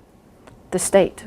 Luther and Calvin, they all have to rely on some other secular authority to protect them because there's uprisings. The people don't agree. The people are Catholic in many of these areas. They don't agree with Luther and Calvin and what they're doing. So they'll have uprisings, and then Luther will have to turn to the secular authorities to suppress these uprisings and to kind of get people who are revolting, kind of put them back in their place. So they have to end up turning to the state, and so that becomes a big problem. And then as I discussed, what you'll see too is these reformers aren't about tolerance. It's not about let's just let everyone believe what they want. It's you believe my idea or I'm going to persecute you. So in Germany, in those areas where Lutheranism was predominant, it was a heretic. You're a heretic to believe anything else. Same with Calvin. If you were in a Calvinistic area, if the secular rulers were Calvin, then it was a heretic. You were a heretic to believe anything else. So it wasn't that they really let people believe whatever they wanted by reading the Bible. You had to pretty much believe what Luther or Calvin or whoever is the leading figure in that area, what they teach. So then we have to turn to England and Henry VIII. And so in these last few minutes, we're going to try to finish up tonight with Henry VIII. So Henry VIII was married to Catherine of Aragon. He married her in 1509. She was the daughter of Ferdinand and Isabella of Spain. She was the aunt of Charles V, the King of Germany. And they end up having a child, Mary, but that was their only child. So ultimately what's going to happen is Henry is going to be concerned that he doesn't have a male heir, a son. And so that's part of the problem. He wants a son, but then he also becomes attracted. Actually, before I get to that, 1521 is when he's called Defender of the Faith. And then soon after that, he's going to meet Anne Boleyn. So this is a very attractive young woman, a woman he's attracted to. So he wants a son, and now he's attracted to this other woman. So now he petitions the Pope to get an annulment of his marriage to Catherine, because he says, well, I want an annulment because she was married to my brother. And so that's not allowed. I can't be married to the wife of my brother. Well, the problem is that in order to marry Catherine, they had to get a dispensation from the Pope, Pope Julius. And Pope Julius, because Henry wanted to marry Catherine, so went to Pope Julius and said, I want to marry Catherine. She was married to my brother, but they never consummated the marriage, so I should be able to marry her. So he allows Henry and Catherine to get married. So now what he's basically doing is saying that what Pope Julius did was wrong. Pope Julius is a permission for me to do this was wrong. I really need an annulment to Catherine so that I can marry Anne. Well, the Pope refused to do that. I mean, he saw that he can't contradict what Julius had said, because what Julius had done was correct and was valid, and so he refuses to give them annulment. Well, Henry's furious, so what he starts to do is enact a lot of laws as king through Parliament that basically attack the papacy and put pressure on the papacy. He's going to make a lot of laws that restrict papal authority. He's going to make laws that say the king is going to be the one who's going to appoint any type of clergy or bishops to their offices. There's not going to be any tax money from the churches in England that will be sent to the Pope, to Rome. If a clergy had a problem or had an issue, they could always appeal to Rome. Well, King Henry, he basically stopped that. No appeals could be sent to Rome. So he's basically trying, in many ways, with laws to show the Pope, put pressure on the Pope to change his mind. But the Pope refuses. The Pope continues to refuse. So then what will happen is Thomas Cranmer is made Archbishop of Canterbury, and he's a friend to King Henry. He also even has some kind of Protestant leanings. They're all hearing about what's happening in the mainland in Europe with Calvinism and with what this time would mainly be Luther and Zwingli. But they're hearing about it. They have their Protestant leanings. So Thomas Cranmer, he's friends with the king. He has these kind of leanings about the Protestant ideas, and he's not completely opposed to rejecting the church. So he's secretly going to he's secretly going to declare Henry and Catherine's marriage is annulled, and he'll marry Henry and Anne Boleyn secretly. Well, Pope Clement will find out. He'll excommunicate them all. And so what will then happen, rather than being deterred from that, Henry says, fine, in 1534, I am the supreme head of the Church of England. So he makes himself supreme of the Church of England, rejecting the authority of the Pope. Now, he was a militant Catholic, so he really agreed with everything that the Church taught, except when it comes now to the role of the Pope and the idea of the papal authority. So he's now going to reject papal authority and say, I'm the supreme head of the church. And then he will basically keep most of the other Catholic practices. So he still has this idea of the Catholic Mass, he still has the sacraments, he still has a lot of the icons and images. The one thing that he will do, though, is suppress the monasteries. But the main reason he does that is because they're very wealthy. He gets a lot of money from suppressing the monasteries and closing them down. He gets the wealth that the monasteries had. So he'll suppress monasteries, but otherwise he'll keep almost all of the Catholic practices. And he'll still execute Lutherans as heretics. But now if you're Catholic and you refuse to see Henry as now the supreme, like if you still say the Pope is the supreme, then you're a heretic now also. So you're a heretic if you're a Lutheran or other Protestant ideas, or if you reject Henry's authority over the church. So you were now treasonous if you were loyal to the Pope. And so Henry will put everyone to death who refuses to obey this idea. So St. John Fisher, Thomas More, and others will be martyrs during this time. And so this is on your handout as far as these women's names, but these are just ultimately he will have many women who he ends up getting married to. So he will have Catherine's marriage annulled, but not by the Pope. Anne Boleyn, he'll execute her ultimately. Then he'll marry Jane Seymour, and then she'll die. Then he will marry Anne of Cleves. He'll get that annulled through his own bishops, through his own church, since now he's the head, he can decide these things. And then he'll marry Catherine Howard and execute her, and then he'll marry Catherine Parr. So he'll have these 6 different women at some point who are his wives. He'll also still have mistresses. He has Mary, his daughter Elizabeth I, and then he'll have his son Edward VI, and then he also has an illegitimate son as well, but he will never be king. So the 3 children eventually will rule. They'll be successors to Henry. But these are the 6 women. Kind of fascinating story in life, and there's a lot of different movies out there about it, but that's just a little introduction. So Henry will then die, and then Edward will become king. And he'll be 10 years old when he becomes king.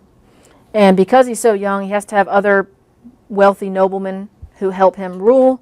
And these noblemen had been people who were close to Henry, promoted Henry's ideas, and actually many of them start to move the country in a more Protestant direction because they were very had a lot of agreement with those Protestant ideas. And so under Edward, we don't have a lot of time to go into the different reigns and what happens, but there'll be some people who are executed and persecuted for treason, for being opposed to the Church of England, but it's smaller numbers than what happens under King Henry and what will happen under his sisters. He will end up dying fairly young at the age of about 16 because he's just sick. And so then he will be succeeded by Mary. Mary was Catholic, and she'll quickly marry Philip II of Spain because he's Catholic, she's Catholic, she wants to have an heir so that she can continue to kind of bring Catholicism back to England, but they don't have a child. And what will then happen is she'll start to make laws and change a lot of the laws that have been put in place by her father and under the time of her brother, and she'll make things more Catholic again, bringing back Catholic teachings and Catholic practices. She'll repeal a lot of what had happened up until that point in England. Now she will be known for persecuting and executing a lot of people who reject the Catholicism and the Pope, and so she gets the nickname Bloody Mary. Now she's not unique though, because her father killed more than she did, executed more than she did, and Elizabeth, her sister, who will be Protestant, will kill just as many as she will. It's just this kind of propaganda idea that Catholic Mary was Bloody Mary and she killed so many people and executed so many people. But she will reign. The unfortunate thing with Mary is she only reigns 5 years. So her change and her trying to transform England back to being Catholic doesn't last very long. So it doesn't stand because she's only queen for 5 years. And then then Elizabeth will succeed Mary. And eventually Elizabeth will commit herself completely to the Protestant ideas, and she'll really, really solidify that England is now Protestant. They reject papal authority. Whoever is the king or queen of England is the head of the church in England. They'll have some Catholic ideas, so Anglican or Episcopalian, as we know them today, that's what basically comes from this. There's a lot of Catholic similarities because they do still keep some of the Catholic ideas, but there's also some Protestant notions in there too. But Elizabeth would execute Catholics and anyone else who disagreed with the Church of England. And so under Mary, there's about 300 people that are executed in 5 years. Under Elizabeth, there's about the same, 300 executed. It's just over a span of 45 years. And these are just kind of estimates. But under King Henry, there's probably at least 10,000 people. Some historians say it could have been 5 times that. It's difficult to really know exactly how many were killed because not everyone was formally killed either. But definitely all of them were known for, just like everyone throughout Europe at this time, if you didn't believe in our ideas, whether it's Luther or Calvin or Henry or Mary or Elizabeth, they execute you for treason. And during these times, both in Protestant Europe as well as in England, there will be a lot of uprisings. I mean, a lot of the people were still Catholic, and so there'll be uprisings that'll happen. And in England, there's many uprisings, and they're largely suppressed and put down, but the people weren't necessarily on board at first. But what'll happen is Elizabeth is in reign for 45 years. So ultimately, you're going to have generations that all they know is Protestant England and the Church of England. So you'll start to see that it's going to be transformed after Elizabeth. Being Catholic, you still were persecuted intermittently in England, and Catholicism was illegal until the 18th century, so until the 1700s. But even after it was made legal, you still could not hold public office and be Catholic. So England caused some problems. Then they'll, like I said, they'll join the war and end up adding a lot of military might and wealth that leads to a stalemate. And so this is where we're gonna close tonight. So the very end of this is you're gonna have 150 years of war that's going to be a result of the Protestants fighting Protestants or the Catholics fighting Protestants. Some of it was a religious component, but what will start to happen is the secular authorities see the benefits that can come with rejecting the Pope, rejecting the Church, and doing things on their own and doing what they want. And so they'll see some of these wars being advantageous. They can advance territory, increase their power, increase their wealth. And so it's not completely religious. There's a secular component as well. But largely what the world is going to see is that religion causes fighting. Religion causes war. And for 150 years, so for multiple generations, that's all they know, is religion's causing war. And then in 1648, you're going to have what's called the Peace of Westphalia. This is when people come together and they kind of try to get a ceasefire, basically. And the secular authorities will come and say, the secular leaders have the right to determine what religion their kingdom is going to be. And the people need to, whatever I decide as the king or queen, my people will then need to be in agreement to that. And then anything else would be treasonous. The church, the Pope condemns this treaty, but that's the treaty that happens, and it will kind of lead to a ceasefire for the most part. There'll still be some fighting off and on, but the huge wars that had been occurring, where many lives had been lost, and a lot of things had happened, that will come to basically a ceasefire. And so people are going to now have a negative view, if you can imagine, of religion, because people are going to see that religion causes war. And so we're going to see some ideologies that start to develop because they say we need to try to find truth without religion, because religion causes war, so let's bracket it and put religion here and see if we can figure out truth and come to agreements without fighting. So that's going to lead to some problems that we'll talk about tomorrow. And then we'll also talk briefly about the Council of Trent as well tomorrow, just to see how the church responds to that. So we'll come back tomorrow and talk about the Council of Trent, kind of to wrap up what happens during this Protestant revolt, and then we'll start to see what starts to happen with all the different ideologies that are going to come into play, because people are kind of frustrated with religion now only really causing just disunity and division. All right.